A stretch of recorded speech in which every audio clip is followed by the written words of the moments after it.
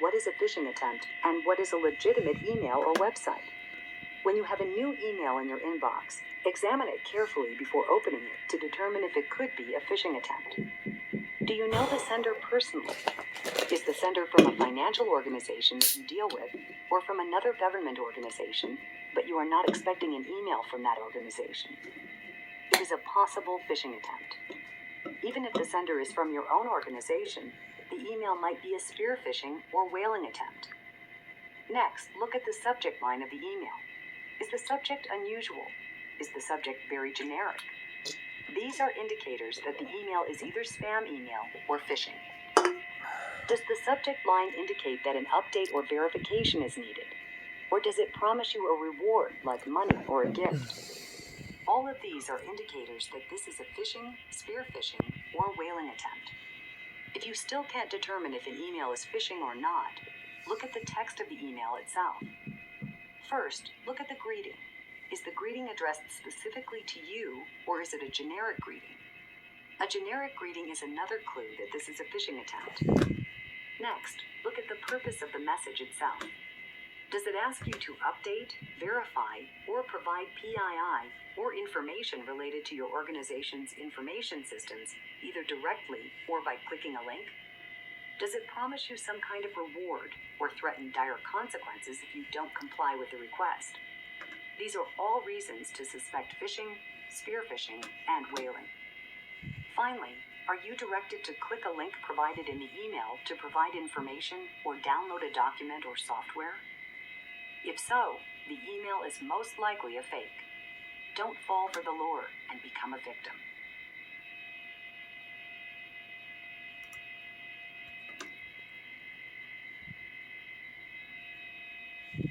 If you are still uncertain if an email or website is bogus, examine the link provided in the email.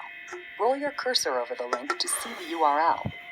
The first part of the web address, HTTP or HTTPS, lets you know if the website is transmitting data securely.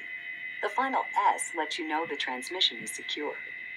Look for HTTPS whenever you are entering information online, such as making a purchase online. Note, however, that having HTTPS in the address does not guarantee that the site itself is a legitimate or secure site.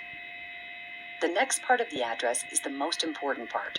This is the main address of the site and consists of the text that comes after the 2 forward slashes and before the next forward slash. For example, the address for this website is www.paypal.com. The most important part of the address is the site name. This is the part of the address at the far right of the address, before the first single forward slash. Or the first single For example, forward slash. the site name for this URL is ebay.com. So By that actually is examining eBay. the address and the Your site part name of a doesn't URL with a few matter. tips in mind, you can identify bogus websites.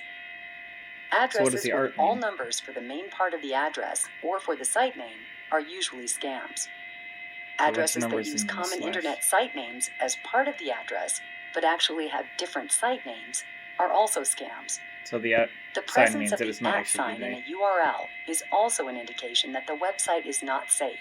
So A eBay web at browser something reads else the is going to be address portion horseshit. of the URL from right to left and ignores everything to the left of the @ sign. If you are not sure if a site name is legitimate, use your search engine. If the site name that comes up in your search engine doesn't match your link, the site is most likely a fake. That's good advice. Let's look at the URL for a website Beyond we Army saw shit, this is earlier great in our advice. tiny URL example. Follow these steps to see where the link actually leads. First, type the destination into your web browser's address bar. Next, type the word preview followed by a period after the 2 backslashes and before the word tiny. Then, when you hit the enter key, you will be taken to the tiny URL website, and you will see the full Preview. address of I like the link that. without being taken to the destination site.